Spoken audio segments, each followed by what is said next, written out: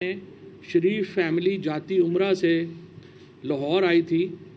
वो गरीब मज़दूर थे, जैसे और बहुत सारे लाखों लोगों ने मेहनत मजदूरी की, लेकिन इन 7 भाइयों ने मेहनत की और बड़ा अच्छा ये उन्होंने एक काम ये किया, इत्तफाक फाउंड्री की बुनियाद रखी। इत्तफाक फाउंड्री जो थी वो 1971 में जुल्फ़िकार अली भुट्टो ने नेशनलाइज़ कर ली, जहाँ और बहुत सनतें नेशनलाइज़ की। 1980 में आके इन 7 भाइयों की एक यानी फाउंड्री थी, एक फैक्ट्री थी, और इसके अलावा उनके पास कुछ नहीं था। 1980 में जनरल ज़ियाउल हक ने जब मार्शल लॉ लगा तो ये फाउंड्री शरीफ फैमिली को, मियाँ शरीफ साहब को और उनके 6 और भाइयों को वापस की, और उनके साथ 50 करोड़ रुपए का कर्ज उस वक़्त इस फाउंड्री को चलाने के लिए हुकूमत पाकिस्तान ने उनको दिया। क्योंकि जनरल ज़ियाउल हक ज़ाहिर है कि जुल्फ़िकार अली भुट्टो के जितने मुखालिफिन थे उनको ऊपर वो उन्होंने हाथ रखा हुआ था, वो उनको तगड़ा कर रहे थे, और यहाँ से एक नई कहानी की इब्तिदा हुई। उसके बाद जो शरीफ फैमिली का ताल्लुक़ बना जनरल ज़ियाउल हक से, जनरल जलानी साहब से, और जो उस वक़्त के मार्शल लॉ के अहम जर्नैल थे, उनके कंधों के ऊपर वो वज़ीर आला बन गए। उसके बाद 1985 से लेके 1988 तक, फिर 1990 में वो वज़ीर आज़म बन गए, और फिर 1997 तक वो 2 दफ़ा वज़ीर आज़म रहे। इस दौरान उनकी जो कंपनीज़ की तादाद है सिर्फ शरीफ फैमिली की, जहाँ 7 भाइयों की एक फैक्ट्री थी, इन फैमिली की खाली जो शरीफ फैमिली है इनकी कंपनियां बढ़ के 27 हो गई। तो ये एक तो इक़्तिदार के आने के बाद 27 गुना जो 10 सालों में हुआ वो आपके सामने है। लेकिन इसी दौरान एक और बड़ा दिलचस्प खेल शुरू हुआ। वो खेल ये हुआ कि 1990 में जब नवाज शरीफ वज़ीर आज़म बने तो उन्होंने सबसे पहले ये कंसीव किया कि इस्लामाबाद और लाहौर के दरमियान एक मोटरवे बननी चाहिए, जो बिल्कुल सही बात थी, मोटरवे बननी चाहिए थी। लेकिन ये मोटरवे जो इस्लामाबाद और लाहौर में बनी, ये 23,686 अरब रुपए की मोटरवे थी, जो उस वक़्त का यानी 1992 का एशिया का सबसे महंगा कॉन्ट्रैक्ट था मोटरवेज़ का, और ये उस दौर में 23,686 अरब रुपए का ये प्रोजेक्ट था जो उस वक़्त जो है वो बना। इसी दौरान ये चहमगोइयाँ शुरू हुई, गुफ्तगू शुरू हुई कि अचानक शरीफ फैमिली जो है वो लंदन में उनका पैसा जो है वो जा रहा है। चुनाचे इसी दौरान नवाज शरीफ की हुकूमत चली गई और पीपल्स पार्टी की हुकूमत आ गई, और एक बहुत केपेबल ऑफिसर, जिनके साथ सियासी इख्तलाफ तो अपनी जगह हो सकते हैं, but a very capable officer in his own जो है वो रैंक, रहमान मलिक साहब जो हैं, उन्होंने इसकी तहकीकात शुरू की, और ये तहकीकात हुदैबिया तहकीकात के नाम से मशहूर हुई। 1994 में पीपल्स पार्टी की हुकूमत ने ये पहला FIR शरीफ फैमिली के ऊपर दिया, जिस इन तहकीकात में बताया गया कि खेस्ता खान और मेस्ता खान नाम के 2 हवाला डीलर्स, उन्होंने तकरीबन 14.866 यानी तकरीबन $15 मिलियन पाकिस्तान से लंदन में मुंतकिल किए, और उसके बाद एक कानून लाया गया जिसमें कहा गया कि आप बाहर से अगर पैसा पाकिस्तान लेके आएंगे तो कोई आपसे कुछ नहीं पूछेगा। लिहाजा पैसा पाकिस्तान से बाहर गया, उसके 2 हिस्से हुए। एक हिस्से से पाकलैंड में प्रॉपर्टीज़ ख़रीदी गई, और दूसरा हिस्सा जो है वो पाकिस्तान वापस आया, जो तकरीबन 43 जो डिफरेंट मेंबर्स हैं शरीफ फैमिली के, उनके मुलाजिम भी उसमें शामिल हैं, उनके लोग भी शामिल हैं, उनके नाम के ऊपर वो पैसा पाकिस्तान भी वापस आया। लेकिन जो मेजर पोर्शन था जो बाहर भेजा गया, उससे पाकलैंड अपार्टमेंट्स जो हैं वो ख़रीदे गए।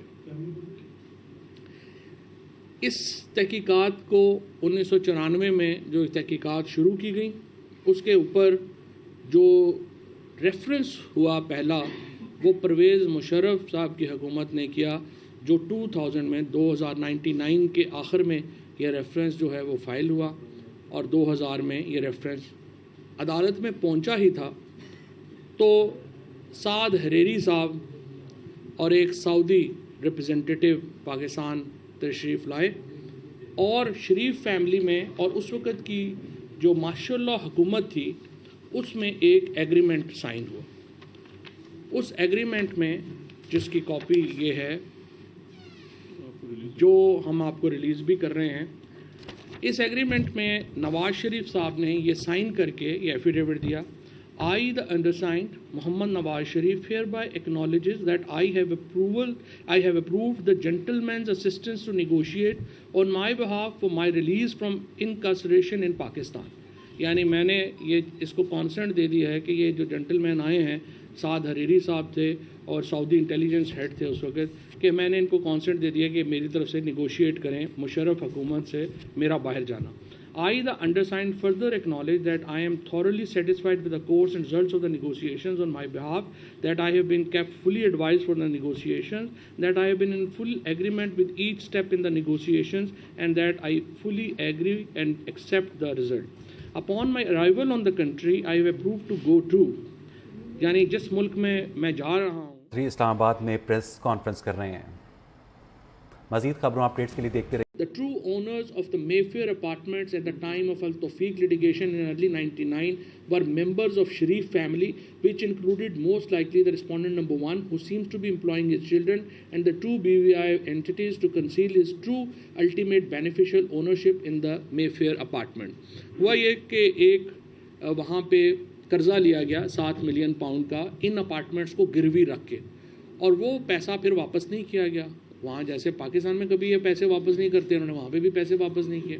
سو بینک جو ہے وہ چلا گیا ان کے خلاف لٹیگیشن میں، اور اس لٹیگیشن میں جو کون جو تھے وہ بینک نے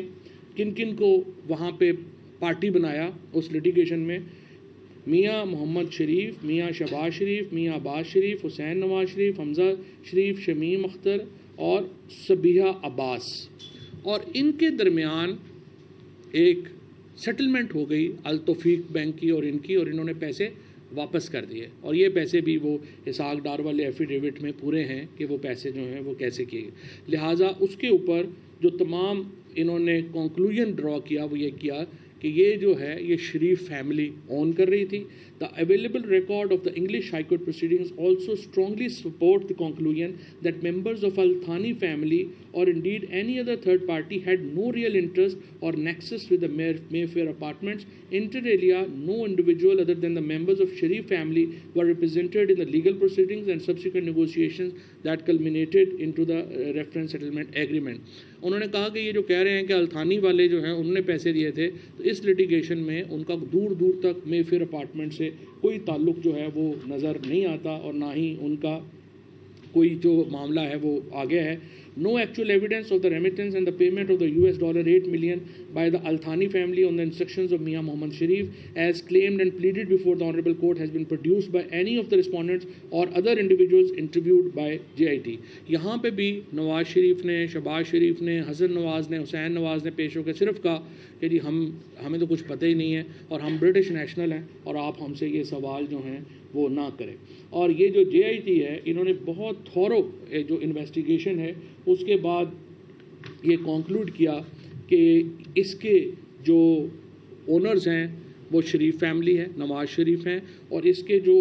حسن نواز، حسین نواز اور جو مریم نواز ہیں وہ اس کی بینیفیشل اونر تھیں اور ٹرسٹی تھیں، اور جو پھر انہوں نے آفیشیل وہاں پہ ڈاکومنٹس تھے وہ بھی حاصل کر لیے، وہ بھی انہوں نے جو ہیں وہ پیش کر دیے، اور کہا کہ mister Hussain Nawaz Sharif who claims to be the ultimate beneficial owner of MS Nelson Enterprises and NESCO Limited did not produce any document proving the ownership of the said company's properties despite repeated demands by the GIT. However, in the light of the authentication verification letters of Enroll George, Director FIA British Virgin Islands and Advocate General of BVI, it can conclusively stated that Miss Mariam Safdar was the real and still is the real and ultimate beneficial owner of the Ebenfield properties through the ownership of